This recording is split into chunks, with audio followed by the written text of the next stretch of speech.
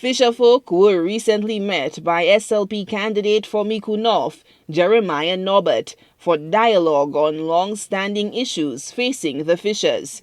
Chief among these discussions, according to former Agriculture Minister Moses Musa Baptiste, was what he says was the unfulfilled ruling UWP administration's pledge to deliver a jetty in Micoud North.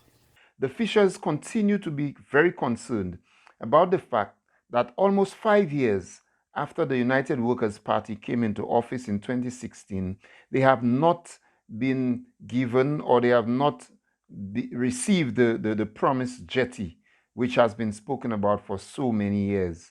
Baptiste claims that the fishers focused their attention on the jetty constructed by the SLP in Prale at Micoud North as an example of what they desired in their community.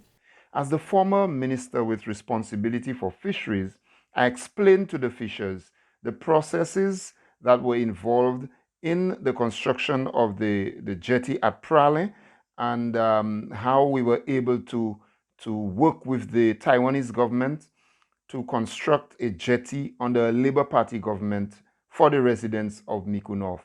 I also explained to them the plans which were already in train for the Japanese government to build a modern facility at the Micoud village and at the landing site. The former Minister for Agriculture claims talk of a floating jetty at the Micoud Bay has piqued the interest of the fishers and has left them with more questions than answers. They had many questions about the floating jetty, and we had several angles on it. We had discussions on it, and it is very clear that the fishers have not been properly briefed on what the government promised to do for them.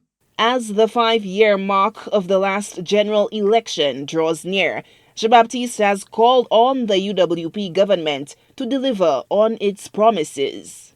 Not only that these fishers are continuing to pay the $1.50 in the fuel tax and the Fish Marketing Corporation has been privatized, but in the situation with the Micoud fishers, we see them continuing to suffer 5 years after this government came into office and the parliamentary rep promised them that they would get the jetty.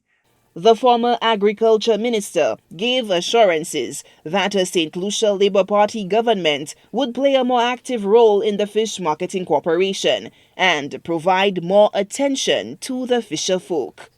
Solange Alfred, HTS News Force.